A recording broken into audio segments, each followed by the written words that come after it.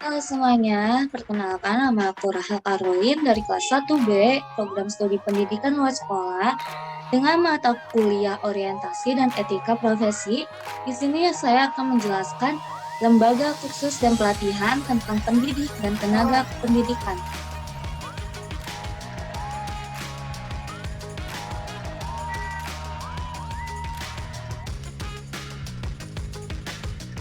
Di sini saya akan menjelaskan apa sih lembaga kursus dan pelatihan, yaitu satuan pendidikan di luar sekolah atau pendidikan non-formal yang bertujuan untuk membantu masyarakat agar dapat lebih mengembangkan diri dan profesi hingga mengasah keterampilan.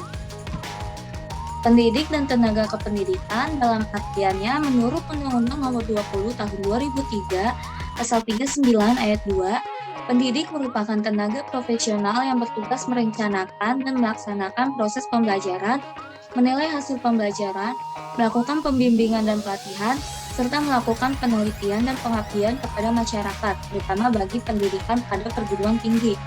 Menurut Undang-Undang Nomor 20 Tahun 2013 Pasal 1 Bab 1, dalam ketentuan umum, tenaga pendidikan adalah anggota masyarakat yang mengabdikan diri dan diangkat untuk menunjang penyelenggaraan pendidikan.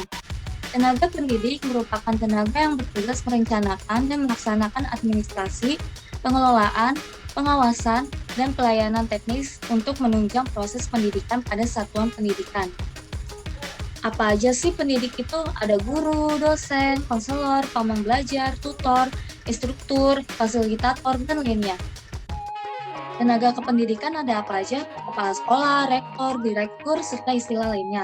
Wakil-wakil kepala urusan umumnya yaitu ada tata usaha, administrasi, dalam surat menyurat dan pengasipan, administrasi kepegawaian, administrasi peserta didik, administrasi keuangan, administrasi inventaris, dan lainnya. Ada juga laboran, pustakawan, pelatih ekstrakurikuler.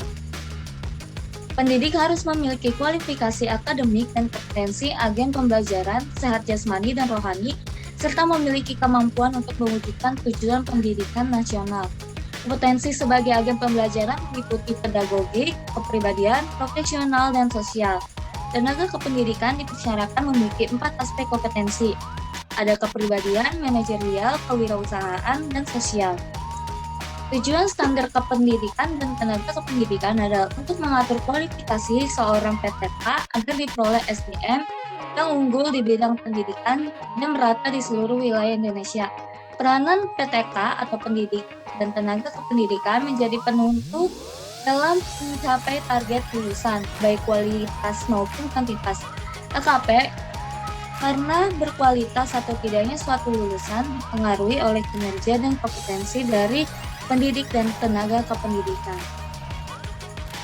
Di sini saya akan menjelaskan apa itu konselor. Definisi konselor oleh Zinn tahun 1993 bahwa konsultasi ialah suatu proses yang biasanya didasarkan pada karakteristik hubungan yang sama yang ditandai dengan saling mempercayai dan komunikasi terbuka, bekerja sama dalam mengidentifikasi masalah, menyatukan sumber-sumber pribadi untuk menganalisis, memilih strategi yang mempunyai kemungkinan dapat memecahkan masalah yang telah diidentifikasi, dan pembagian tanggung jawab dalam pelaksanaan dan evaluasi program atau strategi yang telah direncanakan.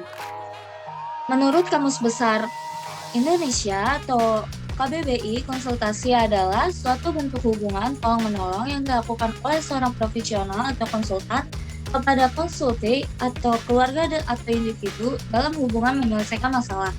Dan beberapa pengertian tersebut dapat disimpulkan bahwa konsultasi adalah sebuah proses bertukar pikiran antara dua pihak, yaitu pihak profesional dan pihak konsultor yang bertujuan untuk menyelesaikan suatu masalah. Langkah-langkah konseling, ada tahap-tahapan yang harus dilakukan untuk sampai pada pencapaian konseling yang sukses. Tetapi sebelum memasuki tahapan tersebut, sebaiknya konselor memperoleh data mengenai diri klien melalui wawancara pendahuluan atau intake interview. Dalam Gunarsa tahun 1996 mengatakan bahwa manfaat dari intake interview adalah memperoleh data pribadi atau hasil pemeriksaan klien. Langkah konseling itu pertama menentukan masalah, pengumpulan data, analisis data, diagnosis, prognosis, terapi, serta evaluasi dan follow up. Fungsi konseling dalam Depdiknas tahun 2005 menyatakan bahwa fungsi konseling meliputi pertama, pemahaman, yaitu fungsi untuk membantu peserta didik memahami diri dan lingkungannya. Yang kedua, pencegahan, yaitu fungsi untuk membantu peserta didik mampu mencegah atau menghindari diri dari berbagai permasalahan yang dapat menghambat perkembangan dirinya. Pengentasan, yaitu fungsi untuk membantu peserta didik mengatasi masalah yang dialaminya.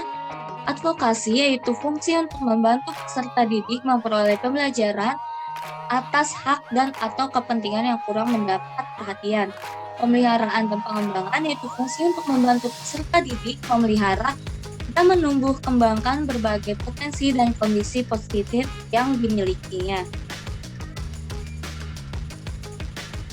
Sekian presentasi dari saya tentang pendidik dan tenaga pendidikan. Kurang lebihnya mohon maaf. Terima kasih atas perhatiannya.